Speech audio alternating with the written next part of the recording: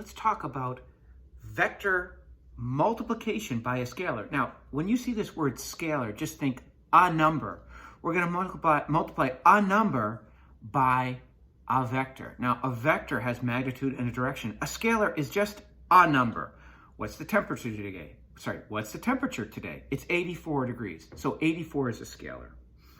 So when we multiply a vector by a scalar, the product of the vector v and the scalar k is that the vector is k times as long as v. If k is positive, here's an important part. If k is positive, then the vectors are in the same direction. And if k is negative, the vectors are in an opposite direction. So if this is vector v, if I multiply vector v times 2, then I've got a vector twice as long in the same direction as v.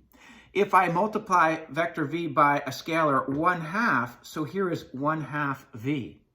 If I want vector v with a negative in front of it, look at, it's the same as vector v, but the head is in the opposite direction. So we'd say this is the opposite of vector v. And here would be, I'm trying to draw negative 2v. Notice, the negative means we're in the opposite direction as the original vector v.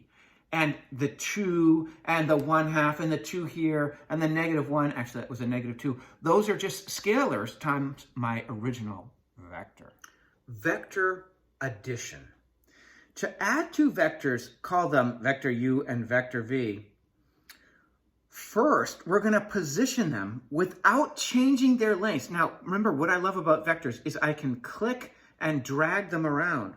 So we are going to position them so that the initial point of the second vector, v, coincides with the terminal point of the first vector, u. And I'm going to show you what that means in just 1 second. So what I've done is I've clicked and I've dragged vector u down into standard position, which means its initial point is at the origin, initial point, terminal point. Now I click and I drag vector u so that its initial point, as I said, coincides with the terminal point of u. So I go tail to head, tail to head. That was vector v. And the resultant vector is from the initial point of the first to the terminal point of the last. Or I could say from the tail of the first to the head of the last. This dotted vector, this dotted purple vector, is the sum of vector u plus v. We call this the resultant vector, u plus v. Now, the parallelogram rule applies here. What if you said, I didn't want to add vector u plus vector v. I want to add vector v plus vector u. Well, then vector v becomes your first vector. Click and drag it. I'm going to put it in standard position. There it is, vector v. This vector, click and drag it down. I put it in standard position with its initial point, or sometimes I call it its tail, on the origin. Now I'll click vector u, click and drag it over.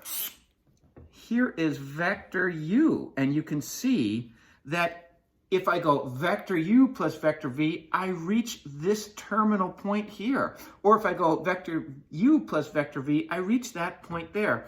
So we've created a parallelogram.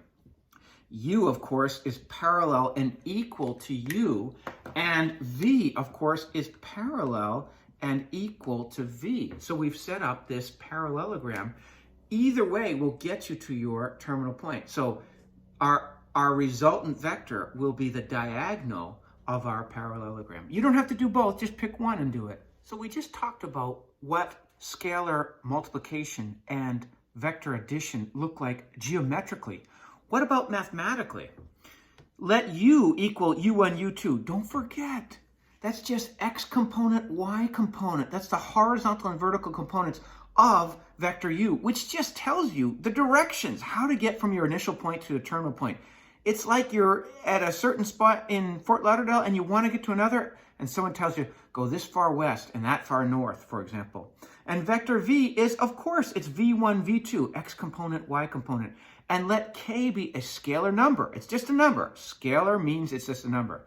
Then here is our vector addition. The sum of u and v is a vector. So that's important. That's our first important thing.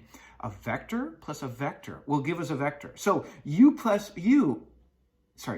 v is x component of your first vector plus x component of your second vector, comma, this is the y component of your first vector plus y component of your second vector. So to me, I think x plus x, y plus y. And look, the crimped brackets mean you get a resulting vector. Crimped brackets mean vector. How about scalar multiplication? If we multiply a vector by k, a scalar, k just represents a number, we're also going to have a resultant vector. So k times vector u means k times x component, y component of vector u, which means it's not really distribution, but you can think of it like that. You've got to multiply k by both of them. So the x component increases or decreases, depending on how big k is, by a factor of k, and the y component increases or decreases by a factor of k. So make sure you multiply both components by your scalar number.